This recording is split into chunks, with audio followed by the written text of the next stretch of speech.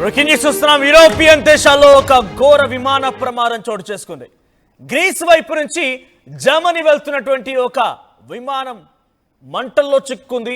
సుమారుగా ఆ సమయంలో 281 మంది ఆ విమానంలో ప్రయాణిస్తూ ఉన్నారు. 273 అటు ప్యాసింజర్స్ ఉంటే 8 మంది క్రూ మెంబర్స్ కూడా ఉన్నారు. అయితే మీరు విజువల్లో చూడొచ్చు, చాలా క్లియర్గా ఆ విమానం గాల్లోకి ఎగిరిన తర్వాత 1500 అడుగుల ఎత్తులో ఆ విమానం ప్రయాణిస్తూ ఉండగా టేక్ ఆఫ్ అయినటువంటి చాలా తక్కువ సమయంలో ఒకసారిగా బిగ్ బ్లాస్ట్తో అదిలో యుద్ధ విమానం కదా ఒక్కొక్క బుల్లెట్ని బయటికి వదిలినట్టుగా వస్తున్నటువంటి మెరుపులన్నీ కూడా రైట్ సైడ్ ఇంజన్లో నుంచి వస్తున్న మెరుపులే. ఒక భారీ శబ్దంతో ఆ మాదిరిగా ఫైరింగ్ అయింది. గాల్లో ఉండగానే దాదాపుగా విమానం అంతా కూడా ఒక రకంగా మంటల్లో చిక్కుకుపోయింది. రైట్ సైడ్ ఇంజన్లో నుంచి అదొక యుద్ధ విమానం మాదిరిగా అదొక ఫైటర్ జెట్ మాదిరిగా దానిలో నుంచి బుల్లెట్ వస్తున్నటువంటి విజువల్ మీరు చూస్తున్నారు కదా, అదంతా కూడా మెరుపులు వస్తున్నాయి. సో రైట్ సైడ్ ఇంజన్లో నుంచి మెరుపులు వస్తున్నటువంటి ఆ విజువల్ మీరు చూస్తున్నారు. 1500 అడుగుల ఎత్తులోకి ఎగిరిన తర్వాత ఈ ఘటన చోటు చేసుకుంది. సో ఈ విమానం కాండోర్ ఎయిర్లైన్స్ సంబంధించింది. సో కాండోర్ ఎయిర్లైన్స్ సంబంధించినటువంటి గ్రీకు ద్వీపం కోర్ఫు నుంచి డిసెల్డార్ఫ్ వెళ్తోంది. సో గ్రీకు అంటే గ్రీస్ కంట్రీకి సంబంధించిన ఒక ఐలాండ్ కోర్ఫ్ నుంచి డిసెల్డార్ఫ్ వెళ్తోంది. సో ఆ కోర్ఫ్ నుంచి టేక్ ఆఫ్ అయినటువంటి కొన్ని నిమిషాల్లోనే 1500 అడుగులు అలా చేరిందో లేదో కథం రైట్ సైడ్లో నుంచి ఆ మెరుపులు రావడం మొదలయ్యాయి. సో ఒక భారీ శబ్దం వినిపించిందట. ఆ తర్వాత ఈ రకంగా మెరుపులు రావడం మొదలయ్యాయి. ఈ మెరుపులు రావడం చూసిన తర్వాత ప్రయాణికులంతా కూడా ఒక్కసారిగా ఉలిక్కి పడ్డారు. ఇక దాదాపుగా తమ ప్రాణాలు పోయాయి, గాల్లోనే కలుస్తామేమో, మా ప్రాణాలన్నీ కూడా ఈ విమాన ప్రమాదంలో కోల్పోతామేమో అని చెప్పి చివరిగా వారి యొక్క మెసేజ్ని వాళ్ళ కుటుంబాలకు కూడా అందించారట. ఇక్కడ మీరు గమనించండి, 7:50 PM 8:29 PM ఇక్కడ రీచ్ అవ్వాలి. 7:59 PM ఇక్కడ స్టార్ట్ అయింది. సో కార్ఫ్, గ్రీస్ కంట్రీ కార్ఫ్ నుంచి జర్మనీ డిసెల్డార్ఫ్ వెళ్తోంది. సో డిసెల్డార్ఫ్లో ల్యాండ్ అవ్వాల్సి ఉంది. ఆ విజువల్స్లో మీరు చూస్తూ ఉంటే ఎస్ ఇక్కడ కార్ఫ్ నుంచి అలా తిరిగి డిసెల్డార్ఫ్ వైపుగా వెళ్ళాలి. అదొక గ్రీస్ ఐలాండ్, ఆ ఐలాండ్లో నుంచి వెళ్ళాల్సిన సమయం ఇది.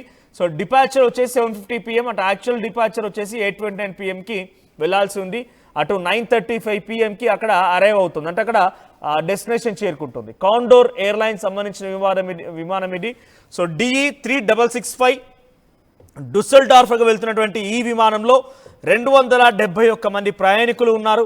సో అటు 8 మంది క్రూ మెంబర్స్ ఉన్నారు. సో ఎవరైతే వారంతా కూడా అందులో ప్రయాణిస్తున్నారో ఈ ప్రమాదం, ఈ శబ్దం విని అందరూ కూడా ఒక్కసారిగా ఉలిక్కి పడ్డారు. తమ ప్రణాళిక గాల్లో కలవడం గ్యారంటీ అని భావించి వారంతా కూడా అప్పటికే చివరి ఫైనల్ మెసేజ్ని వారి కుటుంబీకులకి, yes, I'm on a travel to Dusseldorf in a Condor Airlines. So I was struck with an accident, come across in my journey అని చెప్పి వారంతా కూడా మెసేజ్ చేయడం ప్రారంభించారు. సో ఎదురుగా వస్తున్నటువంటి ఒక భయాన్ని, ఒక మృత్యువును వారంతా తప్పించుకోగలిగారు. సో ఎటకలకైతే ఇటలీ దగ్గర ఇది సేఫ్గా ల్యాండ్ అయిందట. అటు పైలట్ యొక్క చాకచక్యంగా వ్యవహరించినటువంటి తీరు ఇప్పుడు కొంత ప్రాణాలు కాపాడగలిగింది. 273 మంది ప్రాణాలని, 281 మంది ప్రాణాలని కాపాడగలిగింది. సో ఇటలీ మధ్యలో ఉన్నటువంటి ఇటలీలో అక్కడ ల్యాండ్ అయిందని. సో అక్కడ ఇటలీలో ల్యాండ్ అయిపోయి ప్రస్తుతానికైతే బ్రిందిసి ఎయిర్పోర్ట్ దగ్గర ఇటలీలో ల్యాండ్ అయింది. So 8,000 feet the aircraft then moved at an altitude of 8,000 feet and landed at Brindisi Airport, Italy. ఇలా జరుగుతూ ఉండగానే ఆ విమానం అనేది సింగిల్ ఇంజిన్లోనే మరికొంత హైట్కి చేరుకుంది. 1500 అడుగుల్లో నుంచి 8,000 అడుగులకు చేరుకుంది. ఆ తర్వాత అక్కడి నుంచి సేఫ్గా ఇటలీ దగ్గర ల్యాండ్ అయింది. సో ప్రస్తుతానికి ఈ ఘటన పైన అటు కాండోర్ ఎయిర్లైన్స్ విమానం అధికారులు కూడా, ప్రతినిధులు కూడా, we apologize for any inconvenience but passenger safety is our top priority at any given time. So మేము ఈ ఘటనకు సంబంధించి చింతిస్తూ ఉన్నాము. దీని అన్నిటికి సంబంధించి మేము వారిని కాపాడగలిగినందుకు, లేకపోతే అంత సురక్షితంగా ల్యాండ్ అయినందుకు సంతోషంగా ఉందని చెప్పి వారంతా వ్యక్తం చేస్తున్నారు. సో 273 ప్యాసింజర్స్ అండ్ ఒక 8 మంది క్రూ, మొత్తం 281 ప్యాసింజర్స్ ఉంటున్నటువంటి ఈ విమానం 1500 అడుగుల్లోకి వెళ్ళిన తర్వాత రైట్ సైడ్ ఇంజన్లో నుంచి మెరుపులు రావడం మనం చూస్తున్నాం. మెరుపులు కాస్త ఒకసారిగా మంటలుగా వ్యాపించాయి. అక్కడ ఆ విమానం దాదాపుగా రైట్ సైడ్ భాగం మొత్తం కూడా మంటలో చిక్కుకుంది. ఇక ప్రయాణికులంతా కూడా తమ ప్రాణాలు గాల్లో కలుస్తాయి, ఇక మా పని అయిపోయినట్టని భావించారు అందరు కూడా. సో కానీ చివరి అంశంలో పైలట్ చాకచక్యంగా వ్యవహరించి ఆ విమానాన్ని ఇటలీ దగ్గర బ్రిందిసి ఎయిర్పోర్ట్ ఇటలీలో చాలా సేఫ్గా ల్యాండ్ చేశాడు. సో గ్రీస్ కంట్రీ కోర్ఫ్ నుంచి ఇది బయలుదేరింది. అక్కడ నుంచి బయలుదేరి డుసెల్డార్ఫ్ కు వెళ్ళవలసి ఉంది, జర్మనీ డుసెల్డార్ఫ్ కు వెళ్ళాల్సి ఉంది. సో అంతలోనే ఈ ప్రమాదం చోటు చేసుకుంది. ఒకసారి ఈ వీడియో చిత్రీకరించినటువంటి సమయంలో అలా ఎలా మెరుపు చిత్రీకరించిన వారంతా కూడా ఒకసారిగా తమ షాక్ ని, తమ ఆసక్తికర అంటే ఒక రకంగా వ్యక్తపరిచారు. వాళ్ళు ఏం మాట్లాడుతున్నారు?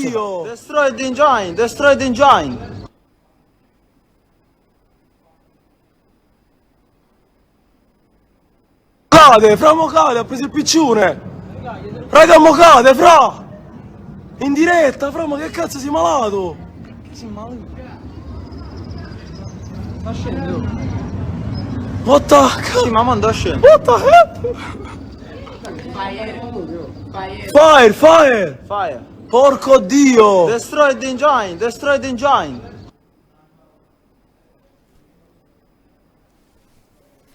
What is a danger, fire అని చెప్పి కింద నుంచి కొంతమంది వ్యక్తులు రికార్డ్ చేస్తున్నటువంటి ఆ వీడియో ఇప్పుడు నెట్టింట వైరల్ గా మారింది. డైరెక్ట్ గా అదొక ఫైటర్ జెట్ మాదిరిగా F-16, F-17, F-35 లాగా ఆ రకంగా ఫైటర్ జెట్ లాగా దాని నుంచి బుల్లెట్లో మిసైల్స్ వస్తున్నట్టు కనిపిస్తోంది. కానీ అది ఒక ప్యాసింజర్ విమానం, కాండోర్ ఎయిర్లైన్స్ సంబంధించిన విమానం. మరి గ్రీస్ కార్ఫ్ ఐలాండ్ నుంచి డుసెల్డార్ఫ్ జర్మనీ వెళ్తోంది. అయితే మార్గ మధ్యలో అంటే టేక్ ఆఫ్ అయినటువంటి కొన్ని నిమిషాలకే 1500 అడుగులు రీచ్ అయిందో లేదో రైట్ సైడ్ కుడివైపు ఉన్నటువంటి ఇంజన్ లో నుంచి ఈ రకంగా మెరుపులతో ఆ ఫైర్ రావడంతో అలా భయభ్రాంతులకు గురయ్యారు. కొద్దిదూరం అలా వెళ్తూనే ఉంది. ఇక రైట్ సైడ్ విమానం ఇంజన్ కి సంబంధించిన దాంట్లో కంప్లీట్ గా ఫైర్ బర్స్ట్ అయిపోయింది. ఒక భారీ శబ్దం వినిపించిందని చెప్పి ప్రయాణికులు చెప్తున్నారు. ఒకసారి కుదుపులో కూడా లోనైంది. ఆ తర్వాత వెంటనే మరింతగా హైట్ చేరుకుంది. సింగిల్ ఇంజన్ తోనే 8,000 అడుగులు చేరుకుంది.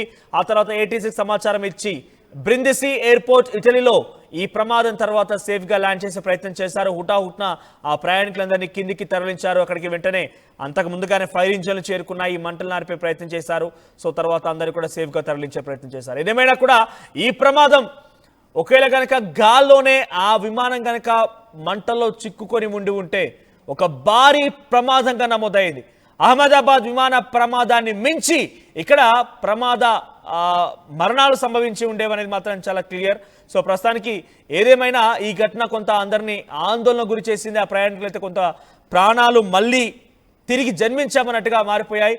సో ఏదేమైనా this content had some disturbing visuals. Viewer discretion is advised. ఈ కంటెంట్ లో మిమ్మల్ని కొంత కలవరపాటు గురి చేసే అంశాలు ఉన్నాయి. ఆర్టీవీ మిమ్మల్ని తగు జాగ్రత్తలు తీసుకోమని హెచ్చరిస్తోంది. ఇక్కడ మీరు చూస్తున్న విజువల్లో రైట్ సైడ్ ఇంజన్ లో నుంచి ఆ మంటలు మెరుపులు రావడం మనం చూస్తున్నాం.